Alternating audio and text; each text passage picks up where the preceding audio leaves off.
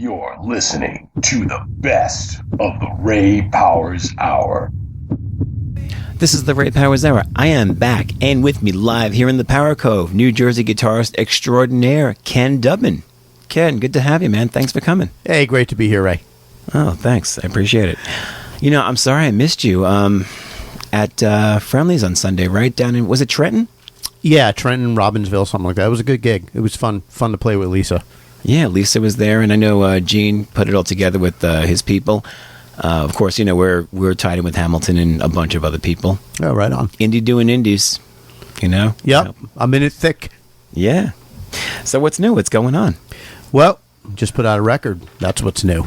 I know this. I'm aware of it. We did spin you as a fresh cut, and that's why I needed to have you down here. Yeah, it's really exciting. It's getting some real good reviews. Everybody seems to really dig it. You know, doing a lot of interviews, and the only thing I'm not doing is gigs right now, but I'm trying to get this record off the ground, so. Yeah. So here I am. Awesome. Yeah, I know.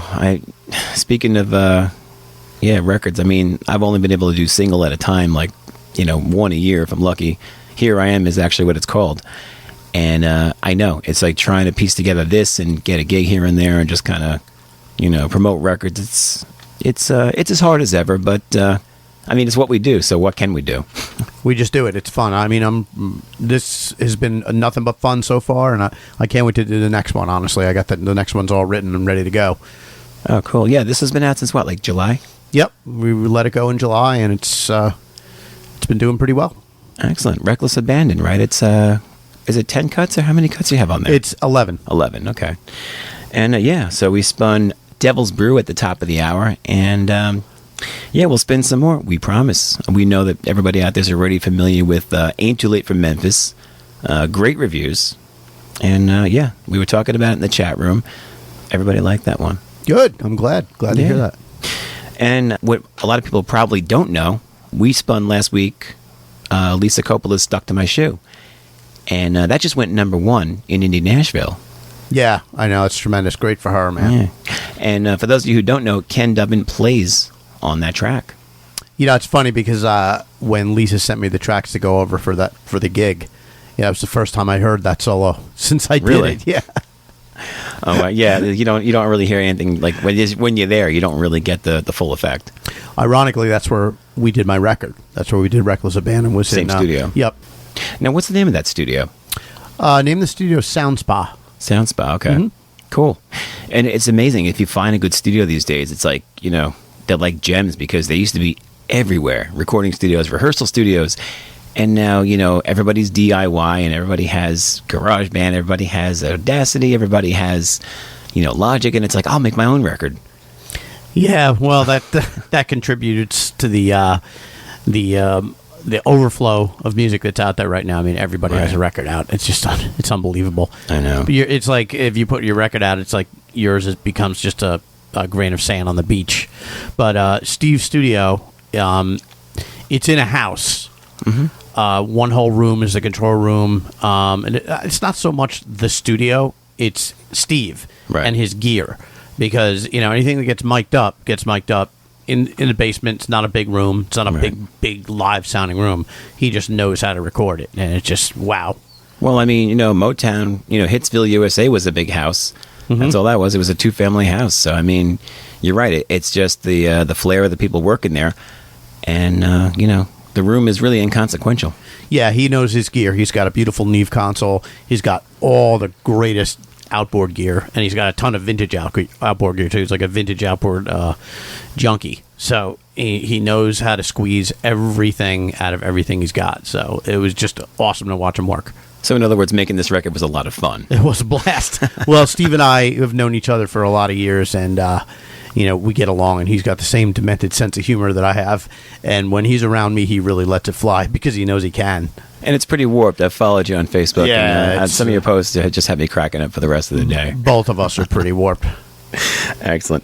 Now, you know, going back to some of your roots, I guess a lot of people are aware that you were one of the guitar players in the New Jersey band Prophet. Mm-hmm. Actually, I was the only guitar player. It was only a one guitar band, and I was the only guitar player ever in that band. So really, yeah. Also everybody else. That's right. I know there were a bunch of personnel changes, but you were one of the constants. Yeah, I was always there. Cool. We changed. We had a lot of different singers, a lot of different drummers, but right. Ted Poley was one of them. Yeah. Yep. You know, it's funny. I talked to Ted at length before I put this record out because I wanted to get a bunch of tips from him, and he's kicking it, man. He's going strong. He knows the whole independent thing inside and out, like the back of his hand. I was actually offered the Ted Poley tour last year. Couldn't do it. I had way too many dates booked already, but you know, it was something I thought about for a minute. Yeah, he's got a lot of stuff going on over in Europe. Yeah, that's what I was told. But you know, you have a little girl, and my daughter's 7. I just can't be away for months at a time like that anymore. You know, unless the money is just absolutely knocked down phenomenal. Yeah, where are you going to find that? Right, exactly. I mean, but I've done 30 days at a time in Vegas. You know, have you done 30 days in the hole? Not yet. When I go, I'm going to be in a padded room. I will get a 5150 pass. I don't know if I'll ever get out again, but yeah. In the meantime, they just decided, you know, this will keep me in less trouble, I guess. I don't know. So yeah, my God, Prophet. I mean, I'm just thinking of the days gone by, the late 80s and mid 80s, I guess. You guys are peaked early 80s. Early to mid 80s. Came out in the early 80s as a cover band, made our first record in 85 and the last one in 91, so we spanned pretty much the whole decade. Yeah, and you guys were a constant in the EC Rocker / Aquarian and just, you know, all over the the Room, Studio One, and so many places. It's just I caught the tail end of it. Got into my first band in like 1989, 1990, so caught just that last wave. And, you know, it's amazing. What I really took away from you guys, like the Nerds, you were doing covers way before it was fashionable. You know, people were kind of still looking down their nose at cover bands going, oh my God, it's a glorified wedding band, and why don't you write your own songs? But, you know, you guys had the last laugh because you put out a successful record, got signed to a deal like everybody else wanted to, and, you know, I tried convincing a couple of my bands to do the same thing, and they just wouldn't go for it. So I kind of... Yeah, well, ultimately you have to. Yeah, of course. Where else are you going? No, that's just it. I mean, even back then, you know, you had to... Yeah, you could play a place and play in front of 2,000 people opening for a national, but you're only getting, what, $50 a ticket or $1 a ticket? That's not going to pay your way. And it's not going to get you into those big recording studios like you used to have to do. You couldn't get into these commercial studios 30, 40 years ago without a major producer, without some kind of deal. That's true.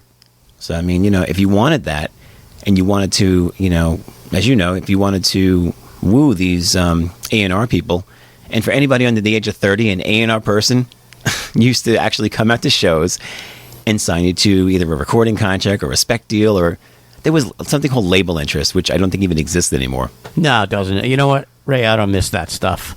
You know, having a kowtow to, you know, people coming to see you. Oh, hope they liked us. Now, I mean, you want to make a record, you go make a record. You pay for it yourself, you put it out, and you see what happens. Yeah, I mean, it's gotten better in that case. I mean, it's a give and take because, like you said, there's just so much traffic out there now. But I think the cream's going to rise to the top. The good ones are going to succeed because you know how to do it. And let's face it, I mean, a great product, you know, with the right promotion, it's going to go places. So it's good that everyone at least has access to it. And yeah, take a shot. And if you get to this point with GarageBand, you're eventually going to need a bigger studio, a professional, you know, engineer. And I guess you can finish it there. Yeah, it all comes down to the songs anyway. Honestly, it's really right. It's not about the studio. It's about the songs you write. It's not about how great you play or how great you sing. It's about the songs. Yeah, absolutely. And speaking of the songs, our former Fresh Cut, Ain't Too Late for Memphis, it made some noise here. People liked it. So what do you say we play it again? Let it rip. All right. Anything you have to say about it before we do? Well, as far as what the song's about, it's kind of like, I call it my comeback anthem. You know, for somebody that's been out of the biz for a while, it's the protagonist, if you will, of the song is just, you know, it's sung from the perspective of somebody reminiscing about, you know, the old days of playing out, being on stage and having a great time, and, you know, what it would take to get back out there and do that. And that's what this song is about. I got it. I took a small break, so I do understand. All right, let's let this roll. Ain't Too Late for Memphis by my special guest here, Kenny Dubman, right here on the Ray Powers Hour. New Visions Radio, this is the Ray Powers Hour. You just heard Kenny Dubman's. Is it Kenny or Ken? Which do you prefer? It doesn't matter to me, but the album, I use Kenny for the album. Right, I saw that, but you Ken on Facebook, and so I guess, Well, my Facebook page was long before the genesis of the record. Gotcha, okay. And I'm too lazy to change it. I don't think I know how to change it.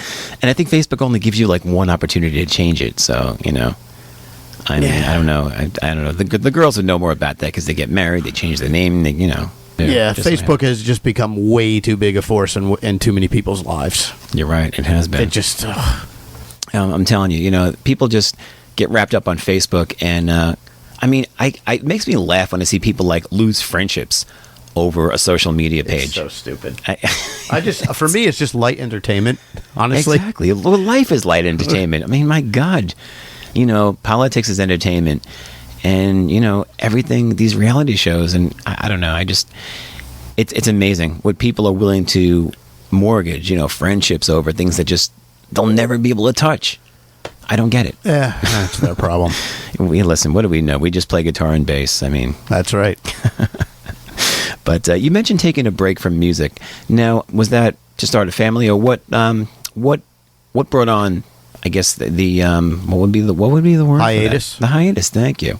What brought on the hiatus? Well, I had just had it around 1993 or so. Oh yeah. Just got tired of beating my head against the wall. After Prophet, I was in a couple of bands that wrote some really good songs, but what we were doing at that time fell out of vogue because right.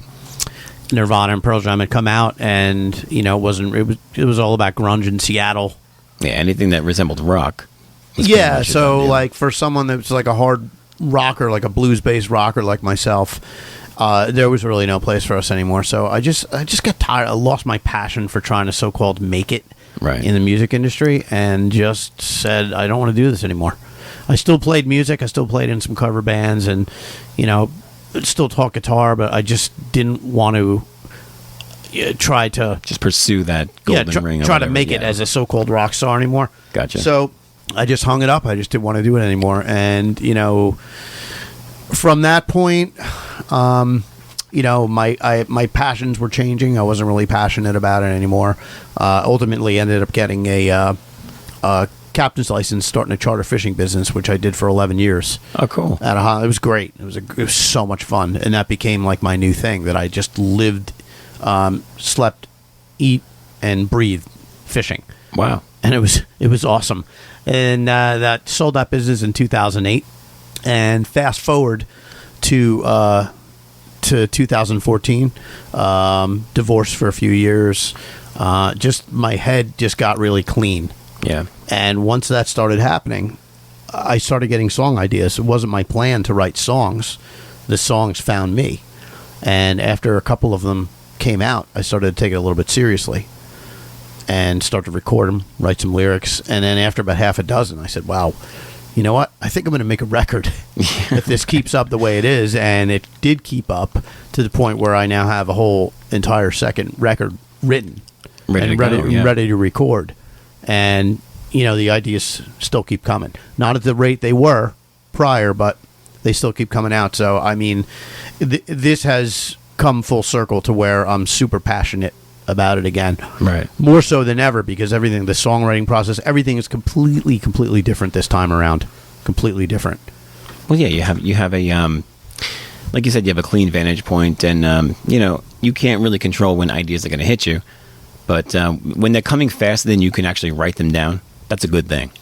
Yeah, it was cool. And, just the process of songwriting this time around, I was never really the primary songwriter in Prophet. Scott Metaxas was. I'd bring in ideas like a chorus or a riff, and we'd finish them together. I don't think I ever wrote an entire song, including lyrics, front to back by myself.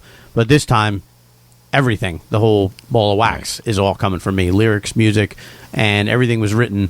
Everything on this record was written front to back on an acoustic guitar. Never picked up an electric until we went to the studio. And it was, to write like that was inside out for me rather than outside in. And what I mean by that is that generally guitar players, especially like rock guys, they'll come up with a riff they like first on an electric guitar and say, "Oh, wow, I really dig that riff. Right. Let me write a song around the riff." And the song is really secondary to the riff. This time around, started with a vocal melody over chord changes, which turns into a chorus, turns into verses. That's the right way to write a song. Exactly. Because you're starting it from the inside out, and then the guitar riffs and everything else just becomes dressing on top of that. It's like trying to build a car from the paint job and then go inside the other way, yeah. That's a really good way to look at it. And guitar players from my era, everybody, you come up with this really cool guitar riff and you want to turn it into a song. Hand it to the singer, here, make it a song. And that's kind of like ass backwards way to do things. So it was really different for me, and the whole thing was brand new to me. Like these songs that you'll hear on this record, the whole experience of writing these songs was completely different from anything I'd ever experienced. So it was really like, I don't know how to describe it. It was like a musical rebirth. Right. No, absolutely. I mean, I went through the same process. I'm a bassist and I can clunk on guitar, and it would be interesting for you to watch me try to play guitar. Let's break out a couple. I got 2 right here. Oh, nice. Just kidding, everybody. Not going to put Ray on this. It's an air guitar, man. I'm look how good I am. Look at my dexterity. I can play lefty too. But no, I mean, I did the same thing. I'm like, let me see if I could. And then I realized, after years and years of doing the same thing, just writing, ideas that kind of hit walls, and going to like these seminars by Desmond Child and all these other people. I mean, I have piano in my background, and I just realized, the same thing. I'll go to a piano now, and I'll write a song on there. And if I could do it there, it's a lot easier to adapt an instrument. The song is the song. The chords are the chords. The music is the music. And, now it's a composition. Yes, exactly. And, you're thinking more of something that people can relate to directly, rather than just, those guitar players in the world who go, wow, you really nailed those pinch harmonics. So, I don't care about any of that anymore. Right. Well, you got some hot licks on this record, so. Well, thank you. They're afterthoughts. They build onto the song after the song's done. They're not the primary They accent focus. them, sure. Yes. Well, that's what we do. We grow as musicians. We grow as people. We'll never become real men, but that's just that's not our fault. That's just in our XY makeup, I guess. Speak for yourself, Ray. Are you a double X? Is there somebody should know about you? So, Ken, all through the 80s, you played packed houses because, let's face it, people used to go out in droves. That seems to be one of the biggest things that has changed in just live music in general, or just going out and nightlife in general. We talked about Facebook. We talked about things like Twitter. People have so many distractions and reasons not to go out. You mentioned not really playing live much anymore. What's it going to be like going back out and trying to play live to support this record? Well, let me back up to that point you made about the packed houses. The reason the houses were packed was because the drinking age was 18. True. And then it was 19, and that was still cool. Yeah. And then in 1983, it went to 21, and it killed the whole scene.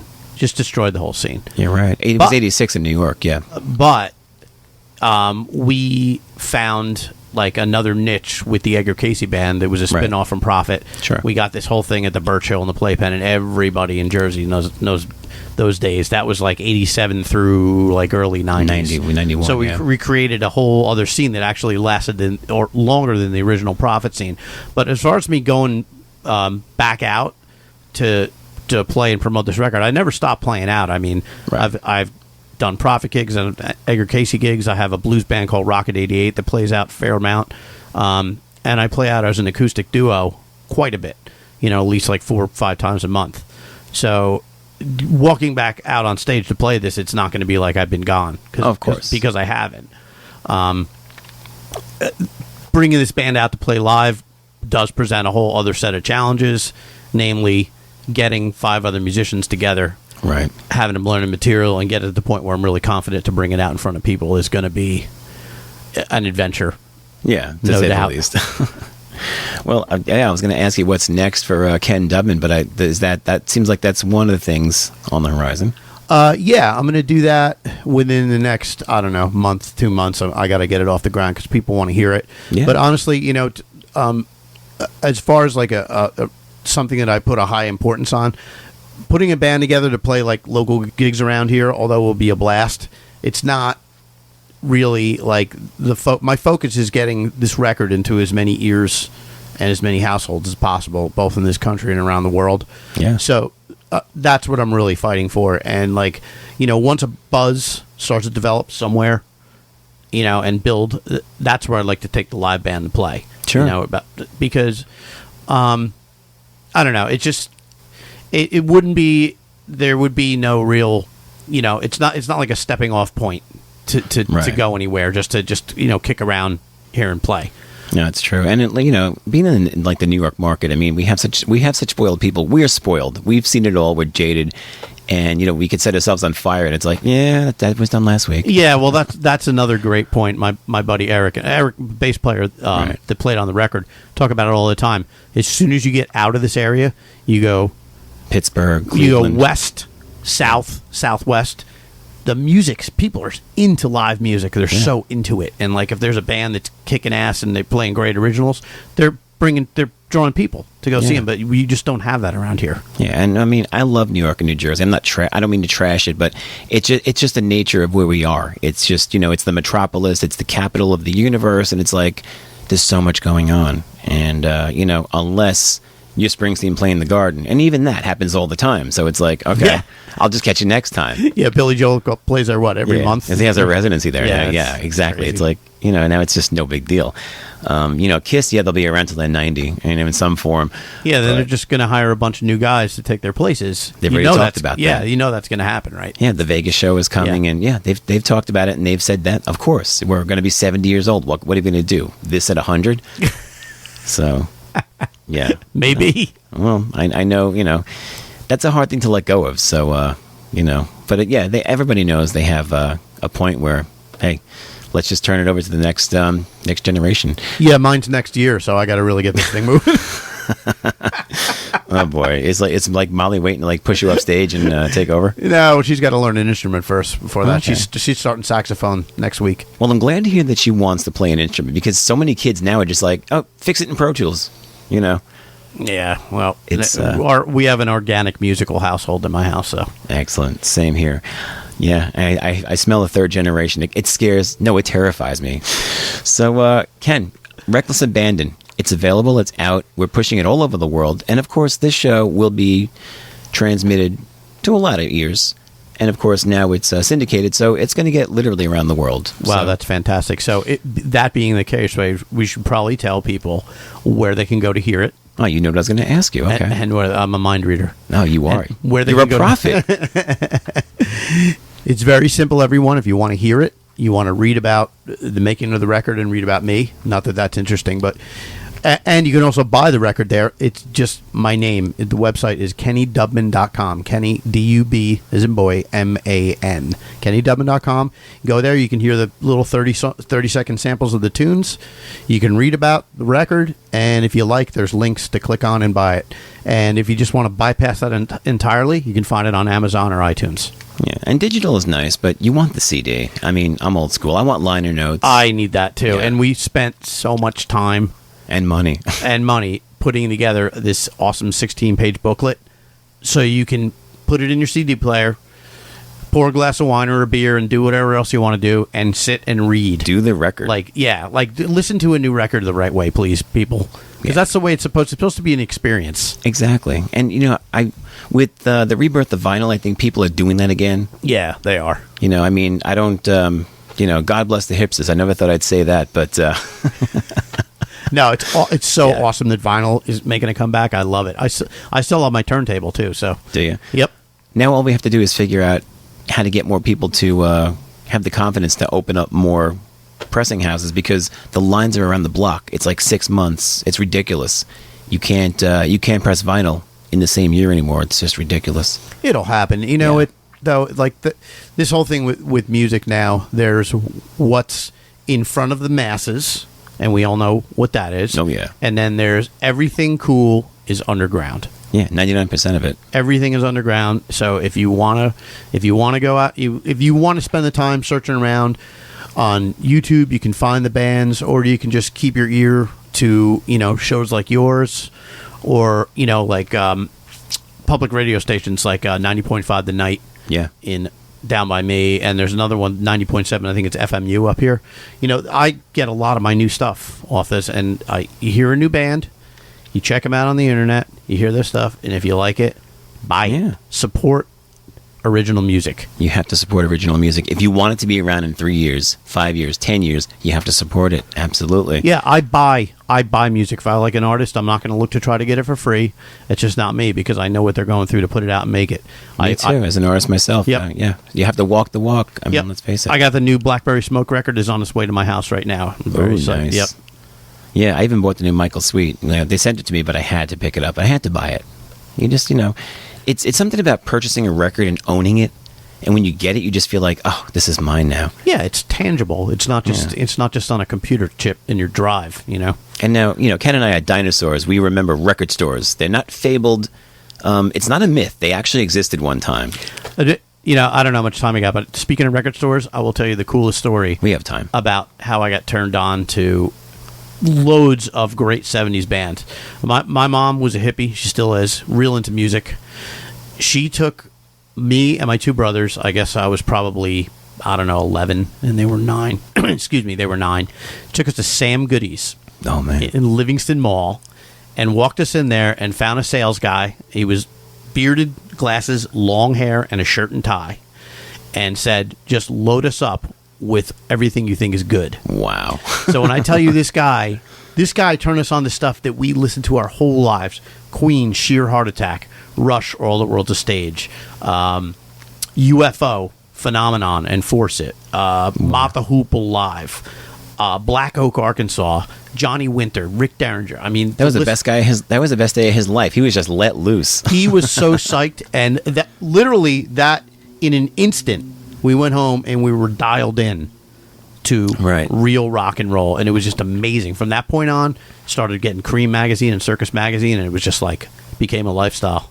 My dad was a record junkie too. I mean, I've got 45 sitting right there. Awesome. And I know that's how I am. I mean, I love my 33s, but nothing sounds like a 45 on like a Seaberg jukebox on a tile floor, and you could feel the bass and it's going through you. Yeah, those nice wide grooves. Seaberg. Oh my God. Yeah. Great stuff. Kenny, I could talk to you all night long about this stuff, but yeah, we do have an hour on this show and some great shows right in back of us on this wonderful New Visions Radio Network. I want you to come back anytime. Come back when the next record drops. Come on back, and we'll do that one. We'll drop it right on the house. We'll drop it on the helicopter. We'll drop a case of them. Here it comes. What was that? Oh, there it is. No, I appreciate it, Ray. This has been an awesome time. Good times. Thank you so much for supporting the record. Oh, it's my pleasure. It's great stuff. Yeah. So again, everyone listening, if you are interested, go on the website kennydubman.com, take a listen, and buy it if you like it. Yeah, you can rent it on Spotify, but if you buy it, it'll be yours forever. I don't even think we're on Spotify. No? Nope. Oh, okay. I didn't want to go that route. Well, you're missing out on like two thousandths of a cent every time your record plays. Hence, I'm not on Spotify. Listen, go do this the right way. Check it out, kennydubman.com. And if you have to go to Amazon, go to iTunes, just get the record. All right. Thank you so much, Ken. Like I said, come back anytime. All right. My pleasure. Thanks for having me. All right. The Ray Powers Hour. This is the Ray Powers Hour. I'm back on the line, and with me from Nashville, go figure, who saw Nashville coming? This is the third week in a row we have a superstar in the making from Nashville. It's Kaitie Wade on the line. How you doing? I'm doing fantastic. How are you? I'm just great. I was just mentioning, and you heard me, obviously, it's no surprise that there's a rich load of talent in Nashville, but I mean, lately, these young up-and-coming artists, there's never a shortage, but it's just the best thing in the world to see. People keep talking about the death of the music industry and this and that, but in your town, that's just not ever going to be the case. So, nope. Pleasure to talk to you, and you've got a great story. I can't wait. I've been sitting on this for a while, and I couldn't wait to tell this story about how you arrived into town and your great songs. We had your fresh cut last week, and I'm excited to have you on. Thank you so much for joining me. Oh, thanks. It's an honor to be here. Well, now, Kaitie, right off the bat, I saw that, and of course I found you on Facebook and all the social media pages. I immediately see that Yes. you've become engaged to be married. Congratulations. Yes, this is true. Thank you. Yeah, he's an awesome guy. He's actually a childhood friend. Junior high. He was like my junior high crush, so that's why it's funny. And we kind of just never Wow. got our timing right. You know, the whole, like, he liked me, I like him, but at different times. And Yeah. finally it meshed, like, about a year and a half ago. So, yeah. And of course, we should pause to grieve for all the single men out there whose hearts you broke with that announcement. So we should take a second just to kind of reflect and, show them a little bit of reverence. But, God bless. That's a wonderful thing. Do you have a date set yet? Actually, yeah, we're because the venue that we were booking already, like, it's booked out through August 2018. So we decided to do September 2018. So we still have a while Before it Because gets, it gives me some time to keep focusing on music and before I have to actually start planning it. Aside from, like, we have the venue set, so I'm just gonna chill and do my music thing for now before I go like crazy wedding planning mode. So that was smart to jump on it because it sounds like the dates were going to just keep on pushing you back and back. So that was cool. Exactly. Now, of course, I'll get to this. You're from the West Coast. Is it going to be back home or is it going to be in Nashville? Right now, I'm planning on going back home at least for like a year or so. Really? To plan the wedding / have the wedding. And also, ultimately also to build a fan base over there because I actually was home this past summer, and I got more fans in that 1 4-month period than I ever have in Nashville, just because I'm like a big fish in a small pond instead of like a small fish with a bunch of other little fish. Right. Kind of idea. So I'm kind of planning on, it's going to be, it's kind of crazy. Like it's a big change, but also that's nothing I'm not used to. I'm used to big changes, and I think I'm ready for the challenge to expand my fan base over there. And home is kind of where my heart is, but we also plan on coming back here eventually, probably. So yeah, we're just seeing where life takes us. Well, in the digital age, you could literally be anywhere on the planet and stay relevant. But of course, for the sake of being accessible, I guess, for media and things like that, I guess you do want to be back in Music City where it all happens. But, you can certainly... Oh, yeah, I'll be traveling a lot. So. Yeah, you can go back and forth. Yes. Cool. And now, as we mentioned, you come from the West Coast, Seattle to be exact. Now, in the city of Seattle or the vicinity? It's actually like, and I just say Seattle because people don't really know what Lake Tapps, Washington is, so I just say Seattle. But it's actually kind of a smaller town area, about an hour south of Seattle. But kind of near it, but kind of far. Yeah, I got you. It's it's the Seattle market. Yeah, exactly. I got you. So now, when you make the move to Nashville, now it's always a gamble. And, why don't you tell them the story? I read the bio, but tell them how you wound up in Nashville from Washington State, because it's not the typical, I think I'll just pick up and move. You actually had a pretty incredible circumstance. Well, basically, I was doing a college search. I was in this college guidance class about my junior or senior year of high school, and I came across Belmont through a singing video on YouTube, like by accident. And I saw it and I was like, wow, like their voices are so good. I want to be a part of that. And then I looked it up and it said Belmont University, Nashville, Tennessee. And I was like, there's no way I'm traveling across the country. It's not happening. And then finally, like, I guess I just felt like nudged to like, just be like, okay, I'm going to do a video audition. And if I get in, which I didn't think I would, but if I get in, I'll go. Kind of like, as like, not a joke, but kind of like, like as if I'll get in. And I got in. So I was like, well, I promised myself I'd go. So I kind of just, packed up, hauled my butt to Nashville, and my parents helped me settle into my dorm, and the rest was history. It was a very tough start, to be honest. Like, it was really hard because I didn't know anyone or honestly anything besides singing in high school choir and singing on worship teams. So it was a whole new world to get used to, for sure. But it's been a huge blessing, and very exciting things have come out of it. So, yeah. Yeah, it's got to be frightening to be in a new city where, you don't know anybody, and, you hear all these stories about Nashville being full of these, these predators, not the hockey team, but, the other kind, the unsavory kind. The ones you can't trust. You know, I'll build you a career. I'll do this for you. And they're a dime a dozen. Snakes, yeah. Absolutely. It's unfortunate, too, because you have somebody young and promising, and you could ruin a career that way. Just on someone's confidence. And it's just so not cool. You know, one of the songs on my album, actually, the reason the album's called Starts With a Song is because of that so the title track of my album is actually about that. About how a lot of people will try to get you to compromise, like, your morals, your values, who you are, get you to do things that make you feel uncomfortable just so you can, quote unquote, get higher to the top or get that record deal or get, you know, it's kind of just like a sassy, like, kick butt song about, like, how I'm not going to compromise, and to actually make it in the city, it starts with, like, a song, not these, like, wrong motives. So. Absolutely.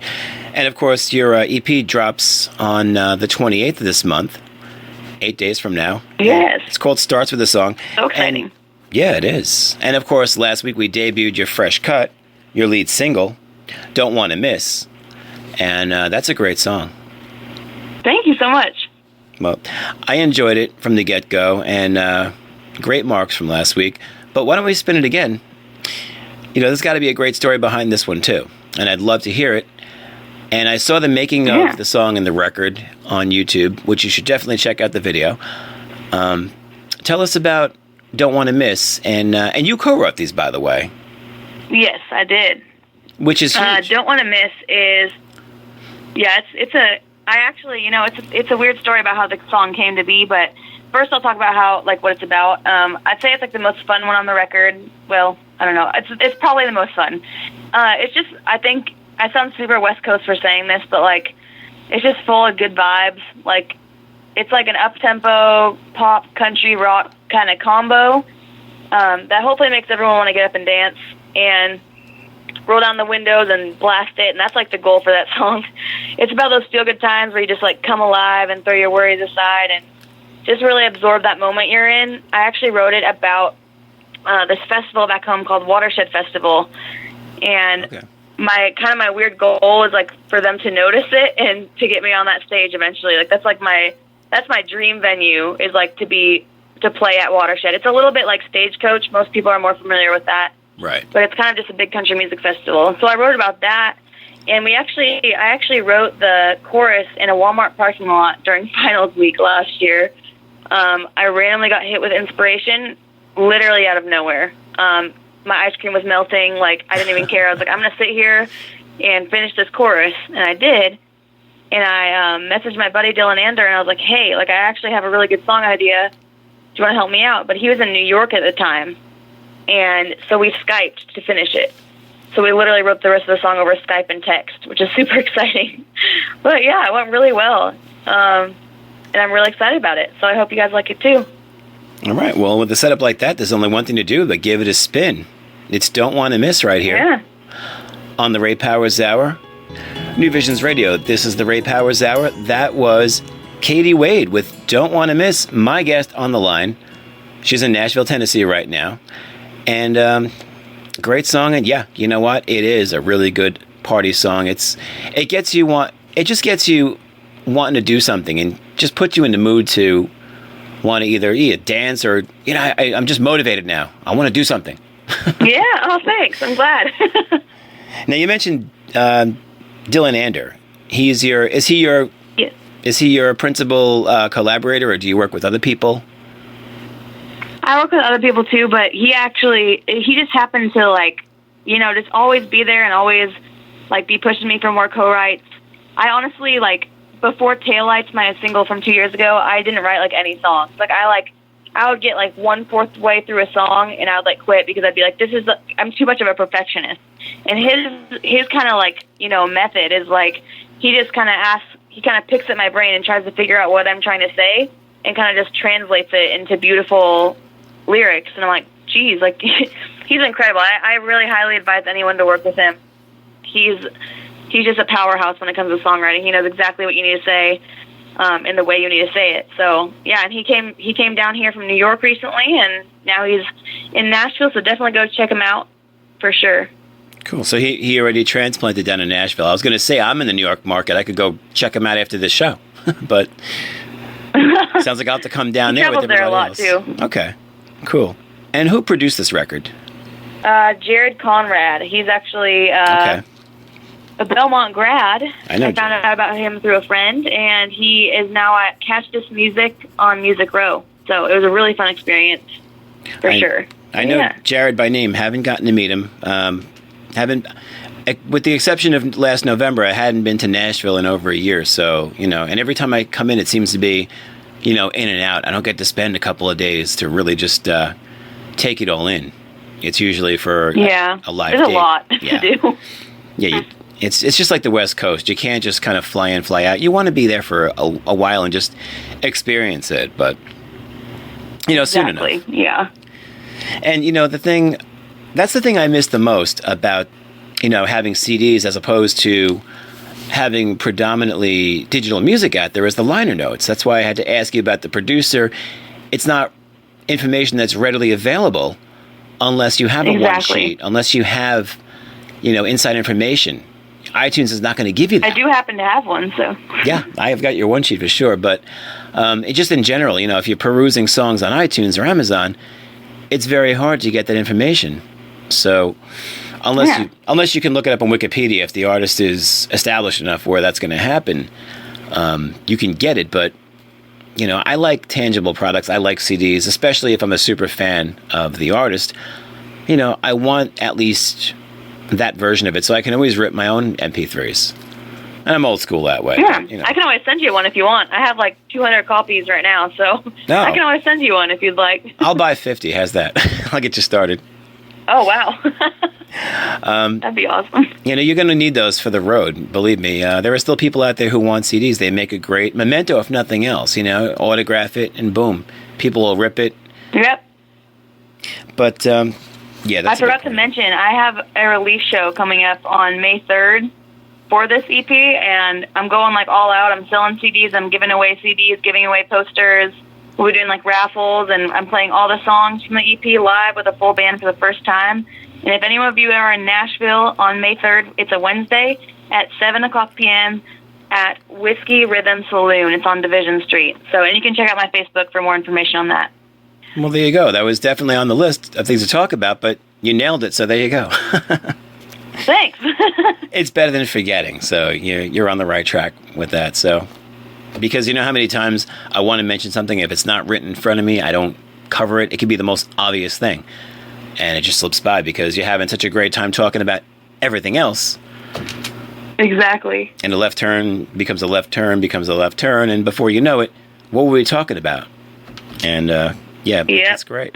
I was going to say you're gonna want to definitely be touring to support this awesome record, and the merch is going to come in handy because let's face it, other than getting a cut at the door, or if you have a big enough venue where you get a percentage of the ticket sales, the merchandise is where you're making your money.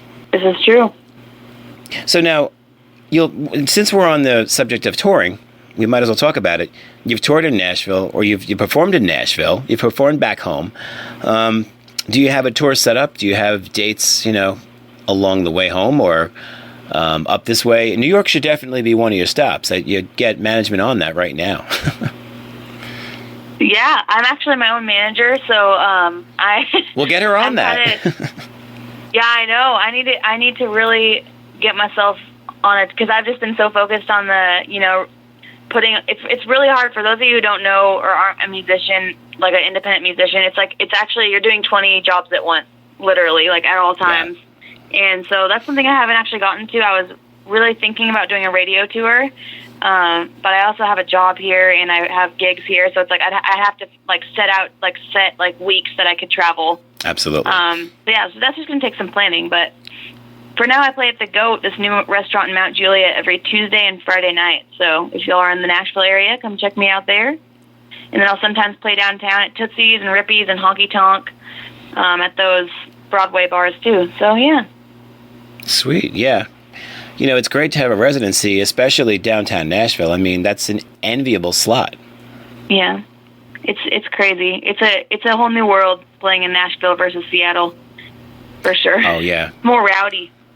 Absolutely. Even going back to the heyday of Seattle 25, 28 years ago, it was that was the whole mood. It was cool to be, aloof, and to be, disconnected, and to be, just so like, yeah, man, I'm just so downtrodden. And it just seemed like, it seemed superficial to me, because how could everybody in town just be pissed all the time? So I don't know. At the time I didn't get it or buy into it. Now it's a timestamp, so there it is. But the city itself is great. I love the city of Seattle and Olympia. And yeah, it's beautiful. There were some great cities in the Northwest.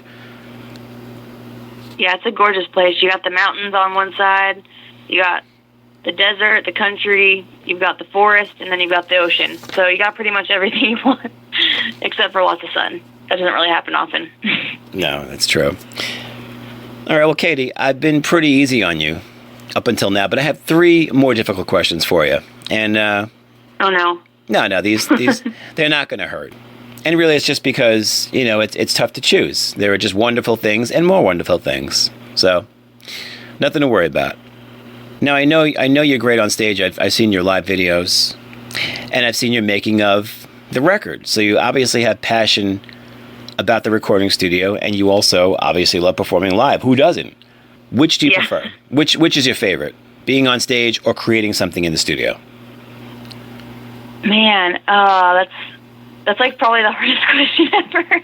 Came right out with the toughest one, right up front. Oh, yeah. I feel like, honestly, like, I love harmonizing, and I love creating, like, colors with music, and just, like, I guess just creating a masterpiece of sound by, like, adding harmonies and, like, telling the instrumentalist what to do and, like, weird ways we can tweak it to make it, like, super, like, vibey. And so, yeah, I guess I'd say studio, even though it's, like, literally the biggest, it's, like, a huge close tie. But I guess just in the studio, you have more room for mistakes, because then you can just redo it. But when you're live, you gotta, you get one shot. You have to have all that energy, and, like, you get one shot, and people can see right through you. If you're uncomfortable at all, oh yeah, they know. They can see right through that. It's better to mess up than to be uncomfortable. So yeah, they smell fear. Just roll with the punches. If you miss a chord, who cares? They're not going to remember it 8 chords later. Exactly. Yeah, absolutely. They're going to remember your last song anyway, so go out with a bang. They'll never remember, in song 2 your mic was cutting out. It's not going to matter. Yeah. But you're right. A record is forever. And once they have it, that's it. It's theirs. So warts and all, it's, you own it.